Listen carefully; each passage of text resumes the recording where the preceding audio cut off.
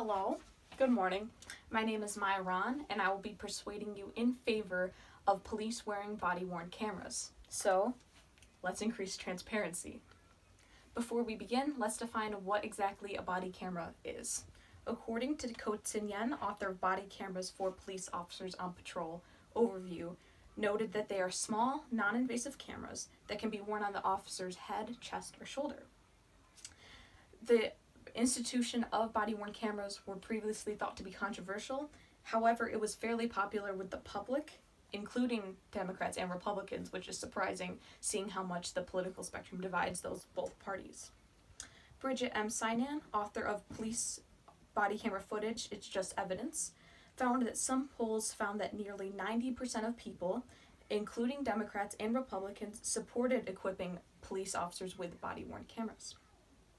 This is ensuring that there's no editing or tampering with the footage that could sway how either party feels or just completely change the case altogether. Body-worn cameras are protective for police officers and citizens. Tin-yen found that police officers not wearing body-worn cameras were nearly twice as likely to be assaulted comparatively to those who were not. Paul Callan, lawyer and former prosecutor, stated that the existence of cell phones and social media in and of itself reduced police brutality and violence in the long run, according to Tin-yen. And arguably any reduction in crime and or police force and brutality is worth the effort and has the possibility to save lives.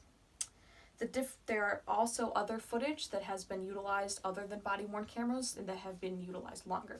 For example, CCTV footage as well as dash cameras have been utilized much longer, even beginning in the early 1990s. And these were good with the public and did not ruffle any feathers. Dash cameras are located on police officers' patrol cars and mainly show the beginning interaction with a person or vehicle and mainly just show the road. CCTV footage, however, is not necessarily connected with law enforcement. It is connected to a building or a store and is much more general and obviously non-biased.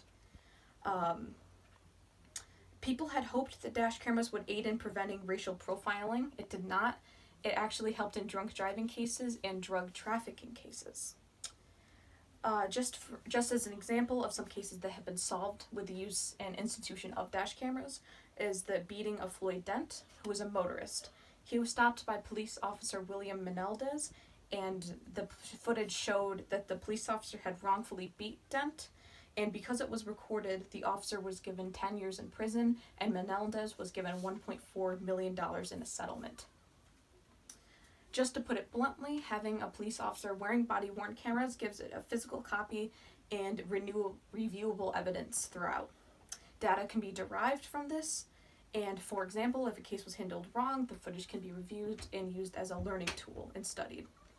This could have, the problem that could have been explained could have been improved communication tactics to identify an interpersonal conflict, weakness, and most importantly, a learning tool for future conflicts.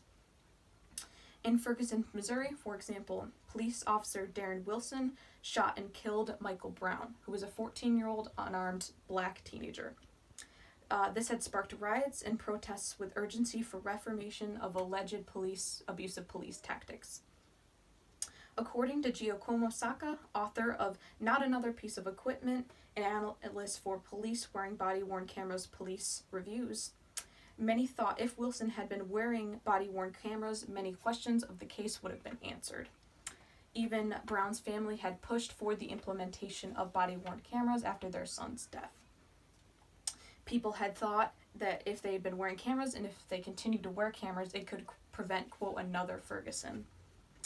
Not much later, in December of 2014, the Obama administration gave $75 million in funding to implement body-worn cameras, as well as voicing support and other plans for increasing safety and transparency. People had claimed that requiring police officers and wearing cameras would violate their privacy and increase stress. And Sinan acknowledged that the ACLU acknowledged continuous recording might feel just as stressful and just as oppressive as any other employee subject to constant recording and by their supervisor. Sacca noted that when a police officer is faced with an honor challenge in the field, they are not the only sole witness to this interaction.